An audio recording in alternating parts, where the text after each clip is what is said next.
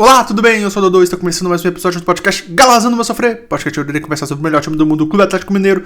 Toda semana tem episódio novo, se acompanha nesse projeto, deixe seu comentário sobre esse episódio. Hoje iremos falar de mais uma vitória do Atlético, 2-1 contra o Bragantino. Então estamos falando de duas vitórias em sequência do Atlético. Isso tem sido bem raro esse ano, né? Então vamos comemorar aí que o Atlético está numa boa sequência, uma boa sequência de 2 jogos, o que em 2025 é algo a se comemorar de verdade. O Atlético entrou em campo hoje com duas alterações assim principais do time titular, que foi o Alexander no meio campo e o Biel no ataque. O Atlético começou o jogo com o Everson no gol, Natanael e Gustavo Scarpa nas laterais. Eu particularmente prefiro o Saravia que o Natanael. Hoje não é um bom dia para se falar isso, porque graças ao Natanael que a gente venceu, mas eu prefiro o Saravia. Então, mesmo com a boa atuação do Natanael, eu vou continuar com esse comentário. Eu acho que finalmente a gente achou a posição do Scarpa, é lateral esquerdo. O Scarpa como meio campo, como armador do time, é realmente sim muito fraco. Ele é um jogador que é o vagalume, né? Ele aparece em alguns momentos, mas na grande parte do jogo ele não é útil ao time. Mas como lateral esquerdo,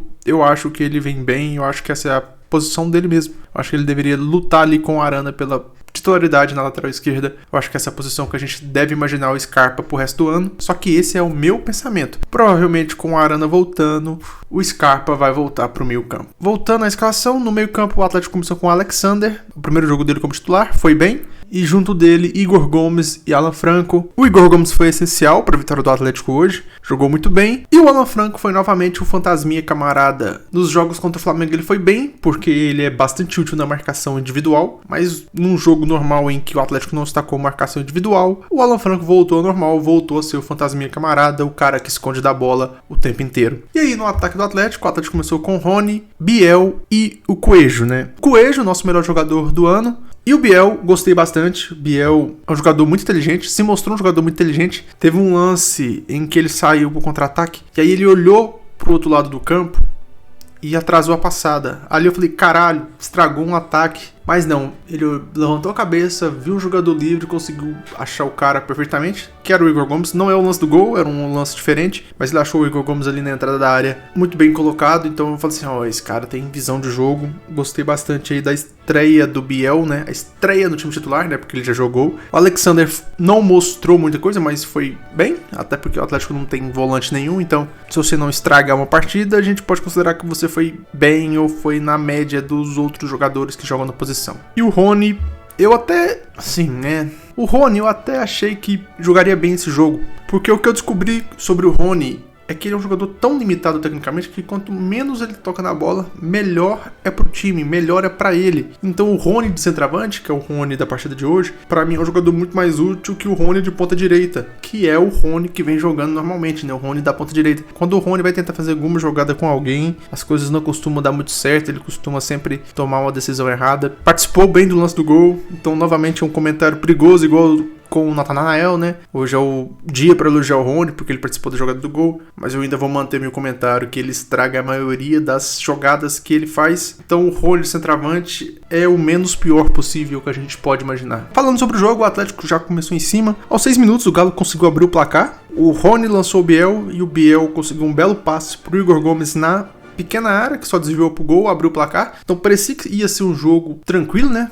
O Galo começou abrindo o placar com 6 minutos de jogo, mas aos 8 minutos o Braga já teve uma boa chance de empatar e o Everson mais uma vez salvou o Galo. O Everson vem sendo extremamente importante esse ano e o Everson foi sensacional novamente aos 19 minutos, salvando o Galo mais uma vez, depois que Júnior Alonso foi completamente dominado pelo Pita. A marcação frouxa, a marcação fofa do Galo apareceu novamente nesse jogo. Ou seja, os dois problemas essenciais do Atlético no Campeonato Brasileiro de 2025 aconteceram sim muito na partida de hoje, né? É o time perdendo muito gols e a marcação fofa do time, né? A marcação fofa ali aconteceu novamente. O Júnior Alonso muito mal novamente. O Júnior Alonso também é um jogador muito limitado, que é titular absoluto do Atlético e é titular absoluto do Atlético no nome, né? O Atlético precisa entender as limitações do Júnior Alonso e tentar arrumar um parceiro melhor pro Lianco, né? O Júnior Alonso é um jogador assim, mediano e não pode ser titular absoluto igual ele é do Atlético. Ele erra bastante com frequência e eu vou sempre me lembrar que ele e Guilherme Arana foram muito responsáveis pela derrota do Atlético no dia 30 de novembro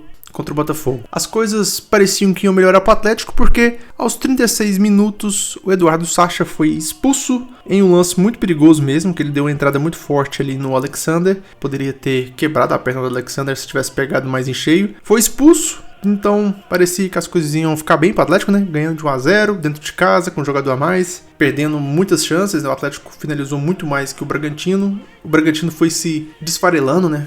O Bragantino fez 3 substituições, as 3 por contusão, mas não foi isso que aconteceu. No segundo tempo, o Atlético continuou acumulando chances e perdendo. Eu assisti essa partida com meu pai e nós chegamos à conclusão de que o Atlético ia tomar um gol ali, porque tava naquele clichê clássico do futebol, de quem não faz, toma. O Atlético dominando o jogo, perdendo chance atrás de chance, os jogadores de ataque já não correndo, assim, com muita vontade para ajudar na defesa. Parecia o clássico, quem não faz, toma. E foi mesmo, aos 32 minutos, o Bragantino conseguiu empatar. E parecia que o Atlético ia perder pontos em casa. Parecia o clássico jogo que o Atlético domina todas as chances, toma um gol bobo no final do jogo e o jogo termina empatado. Mas não, o Atlético deu sorte dessa vez. Aos 35 minutos, pouco depois do gol, Natanael chuta uma bola dentro da área.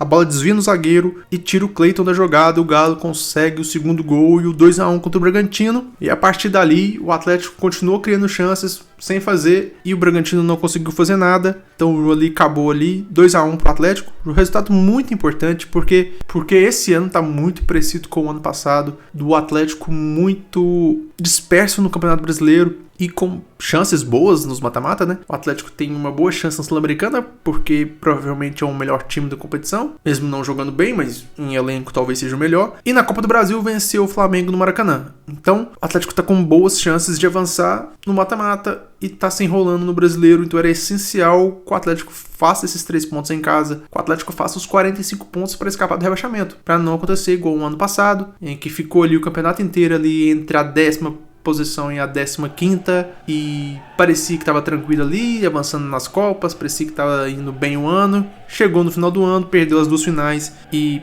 poderia ter sido rebaixado na última rodada do Campeonato Brasileiro. Então é muito importante que o Atlético faça os 45 pontos para não ser rebaixado. Chance de G4, de título, não existe para o Atlético. Esse time não tem consistência suficiente para isso. Essa marcação frouxa durante o ano inteiro é um problema. Não dá para jogar com marcação individual todo jogo igual fez contra o Flamengo. Então essa marcação frouxa vai ser um problema até o final do ano. Vai perder ponto para time que não deveria perder. Para mim essa marcação frouxa tem muito a ver ali com o Júnior Alonso, com o Alan Franco, que são titulares absolutos e vão ser titulares absolutos até o fim do ano. Então, o nosso campeonato é esse, é fazer esses pontos obrigatórios de Campeonato Brasileiro, que foi contra a partida contra o Bragantino, é os 3 pontos obrigatórios, e torcer para o Atlético fazer os 45 pontos e avançar nos mata-matas. No meio de semana a gente decide a vaga contra o Flamengo, não tá nem perto de estar garantido, né? O Flamengo continua amplo favorito. Os reservas do Flamengo seriam titulares no Atlético, né? Os 11 reservas do Flamengo, 9 seriam titulares no Atlético, né? Só o Everson e o Hulk se manteriam titulares ainda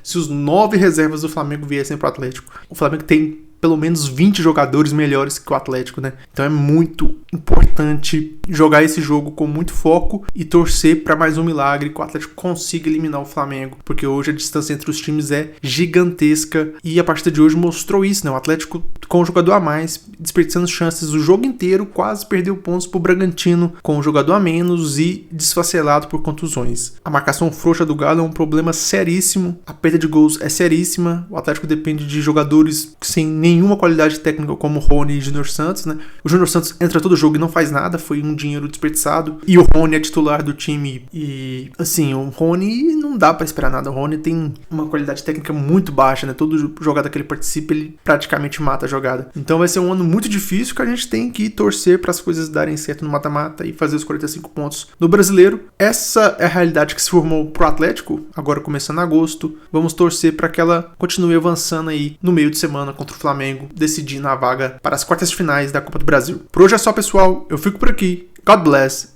e good night.